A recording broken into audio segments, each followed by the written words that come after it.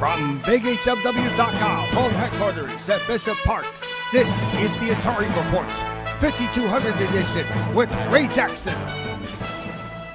Good evening, everybody. On this edition of the Atari Report, we continue our week-long tribute to an iconic 1979 rock-blasting sci-fi shoot-em-up of an arcade classic. Ladies and gentlemen, Paul Lay's fully finished version of Asteroids for the Atari 5200 SuperSystem. Yes, indeed. Asteroids Week continues here in the Atari Report, and we feature another one of those gems for the Atari 5200 SuperSystem, Asteroids. Oh, wait. Doesn't it look more like the 8-bit home computer version of Asteroids? Well, indeed, it is the 8-bit computer version of Asteroids. None other but brought up by the great Paul Lay himself, also known as Placeoff on the AtariAge.com forums. And this is a terrific port of Asteroids. The port we should have gotten for the Atari 5200 back in 1982 that went unfinished in prototype form.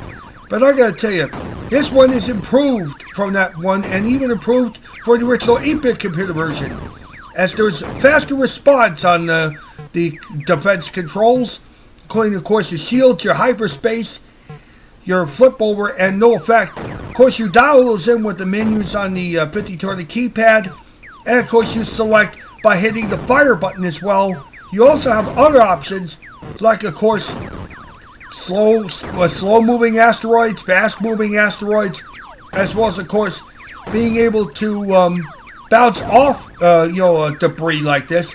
I myself like to use the shields myself. The shields kind of act like an Inviso almost, giving you like a ghost-like effect. It's like the space debris literally goes right through you on this particular edition because it's been improved, and obviously there's a gun right there, of course. But yeah, this version, yeah, the graphics may not be anything to write home about. It is for 1981, grant you that. And we know we can do so much more now these days than we did back in 1981. But Paul Lay went out of his way to put out a fully finished version, an improved version of Asteroids for the 5200, instead of having to put up with that unfinished prototype we had to put up with back in 1982. This is the Asteroids we should have gotten for the 5200. As a matter of fact, before Pac-Man and instead of Super Breakout, this should have been the Pac-In game for the 5200. I'll bet it would have sold a lot more units if this game was packed in as opposed to Super Breakout, if not Pac-Man. But I gotta tell you, this is a wonderful job done by Paul Lay. Everything is improved on here. The response is improved. And don't forget, it also had its fair share of controller issues as well, including, being misaligned and, flipping the response over sometimes when you didn't want to put things like that. But this is much better and more stable control. And there's what I'm talking about by the Inviso type of thing that happens when you use the defense shields. He narrowed it down from a 500 millisecond delay like on the 8-bit version and the 5200 prototype to a mere 30 milliseconds. So you get instant response. And if you want that instant response edition for your 5200 or your emulator or your Atari Max multi-cart, then I highly recommend you go to AtariAge.com and download this game and try it out for yourself. Even though the graphics may not be anything to write home about, it definitely is a far better improvement on the 5200 and 8-bit version of Asteroids than the ones we saw back in 1981 and in 82. But it's well done. It's well done. And yes, you do get a bonus ship every 10,000 points, just like in the original Asteroids. But as you can see here, it gets tougher and tougher and tougher down the way. Only it's kind of easier to knock over these asteroids a little bit, even though they do truly veer into multiple different directions, unlike the 2600 version of Asteroids, in which they simply go up and down the screen. But look at this. This makes it look so easy, where you can all of a sudden flip on the Inviso and have that space debris literally go right through you, where you can pretty much maintain your space where you're at. That's what I like about this system here. That's what I like about this version. I like it better than any of the other versions of Asteroids that have been put out over the years. And this is the most complete version you will find on any system. It even has patrol and combat modes for 1 player, 2 player, 3 player, 4 player. You got your standard play, and then you got your patrol and combat in either co-op asteroids, team asteroids, or melee asteroids for 2 players, 3 players, or 4 players. Both combat and in team mode, I gotta tell you, this is the way to do it. I mean, Paul Lay definitely got it right, and this is the best version of the 8-bit version or 5200 version of Asteroids you will find on the planet. Like I said, the graphics may not be anything to write home about compared to ports like Meteorites and all the others that have come out with for the 5200 and other systems, but she does play well. She's old school, and if you want old school Asteroids, this is the one I highly recommend. She plays pretty well too, I gotta tell you. I mean, well improved controls. They're dead center. There's a little more dead zone in there as well, so that you have that little more margin of error there. We're having that instant response, but at least it's not erratic response like with the 82 prototype. This is well done. And 2 thumbs up to Paul Lay and his rendition of this work. He deserves to be commended for it. I highly recommend you go to AtariAge.com and download it. Click on the link down below. I'll take you to the download. You can download this game for yourself and try it out. It's a lot better than the 1982 prototype, as the only way you can get it is through AtariAge.com itself. And it's well worth it. It's well worth it. I mean, the graphics, like I said, they're not much to write home about, but she definitely plays well, and this is for the version of Asteroids we should have gotten for the 5200 back in 1982. Catalog number CX5201, but never got. As a matter of fact, Atari executives kind of pulled the plug on it a little bit there, but I'm glad that we get it finally, and I think you'll love this game. You'll love it. I mean, even those who are critical of the 8-bit version of Asteroids, they like this version even better than the one they had in their Atari home computer, or even the prototype of the 5200, because of the instant defense response. And yes, there are other versions of it as well.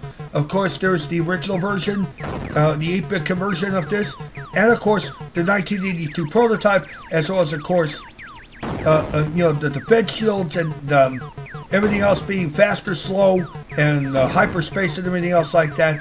I highly recommend you try this game and download it for yourself. Let's just watch, shall we?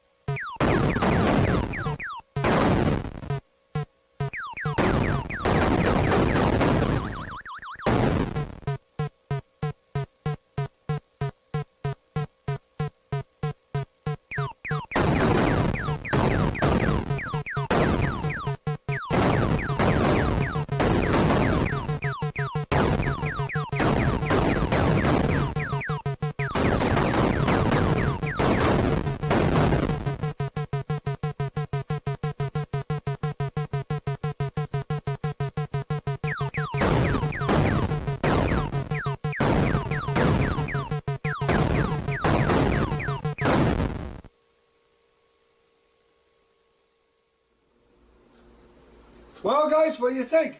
I gotta tell you, that is one of the most challenging versions of Asteroids I've played in quite a long time on any system.